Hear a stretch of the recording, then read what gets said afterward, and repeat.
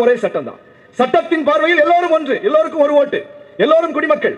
நாம் மேல் சாதி, அதனால எனக்கு ஒண்ணு சிறப்பு, அவர் ஒடுக்கப்பட்டவர் அதனால அவருக்கு ஒண்ணு, சட்டத்தில் பாகுபாடு கிடையாது. அப்படி சட்டம் வடிவமைத்து தரப்படவில்லை. சட்டத்தின் அடிப்படையில் எல்லோரும் ஒன்று, எல்லோரும் சமம், எல்லோரையும் சமமாக பார்க்க சொல்லுகிற சட்டத்தின் அடிப்படையில் செயல்படக்கூடிய நாட்டில் குடியுரிமையை மதத்தின் அடிப்படையில் கொடுப்பது சட்டப்படி தவறு, சட்ட மீறல், இன்னும் சொல்ல போனால் அது கிரைம், குற்றம். அது பாகுபாடு காட்டினால் குற்றம், கைது செய்யப்படுவார் அவர்.